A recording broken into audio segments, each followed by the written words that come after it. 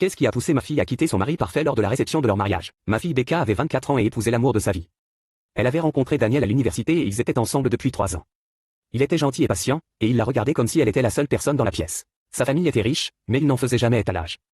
Il conduisait une vieille voiture, travaillait comme instituteur et avait insisté pour payer la moitié du mariage lui-même au lieu de laisser ses parents tout couvrir. Dès la première fois qu'il m'a rencontré, il m'a appelé « maman ». Il se souvenait de mon anniversaire et apportait des fleurs à chaque dîner du dimanche. Quand la grand-mère de Becca était à l'hôpital, il est resté assis auprès d'elle pendant 6 heures pour que je puisse rentrer dormir. Je pensais que ma fille avait gagné à la loterie. Je croyais qu'elle était la fille la plus chanceuse du monde, et je pensais que Daniel était l'un des bons. La cérémonie était magnifique, et ils avaient écrit leurs propres vœux. Daniel s'est étranglé en parlant du jour où il avait rencontré Becca et de la façon dont il avait su immédiatement qu'elle était la bonne. Toute la salle pleurait à la fin. La réception était parfaite, la nourriture délicieuse, et le groupe jouait toutes les chansons préférées de Becca. Je regardais ma fille danser avec son nouveau mari, et j'avais l'impression que toute ma vie avait conduit à ce moment parfait. Puis une femme que je n'avais jamais vue m'a attrapé le bras assez fort pour laisser une ecchymose. Elle avait à peu près mon âge, les yeux rouges comme si elle avait pleuré pendant des heures. J'ai besoin de vous parler tout de suite, dehors.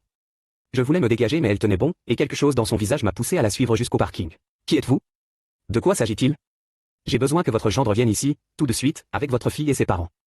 J'ai quelque chose à vous montrer. Je ne fais rien tant que vous ne m'avez pas dit de quoi il s'agit. Elle a sorti un dossier de son sac et l'a ouvert juste assez pour que je voie la photo d'une adolescente au visage battu au-delà de toute reconnaissance. Il y a 16 ans, votre gendre a tué ma fille. Mes mains tremblaient quand je suis rentré. J'ai traversé la piste de danse et attrapé Daniel. Nous devons parler, maintenant, dehors. Becca, confuse, nous a suivis. Ses parents aussi. Derrière la salle, Patricia s'est plantée devant Daniel, tremblante. Tu te souviens d'une fille nommée Samantha? Le visage de Daniel est devenu livide. Qui êtes-vous? Je m'appelle Patricia. Il y a 16 ans, cet homme a tué ma fille, Samantha. Elle s'est tournée vers Becca. Son nom n'était pas Daniel à l'époque. C'était Michael Ashford. Sa famille a changé son nom et l'a déplacé à travers le pays après qu'il ait battu ma fille de 17 ans à mort lors d'une fête.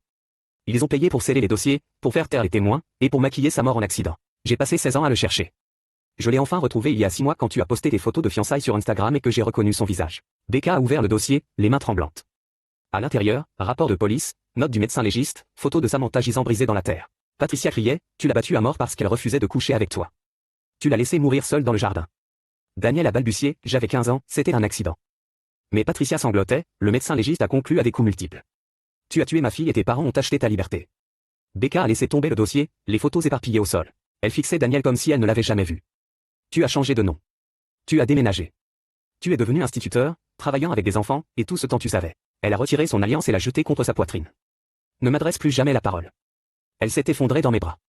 Patricia, le regard brûlant de 16 ans de chagrin, lui a lancé, j'espère que tu verras son visage chaque nuit, comme moi depuis 16 ans. Le mariage fut annulé la semaine suivante.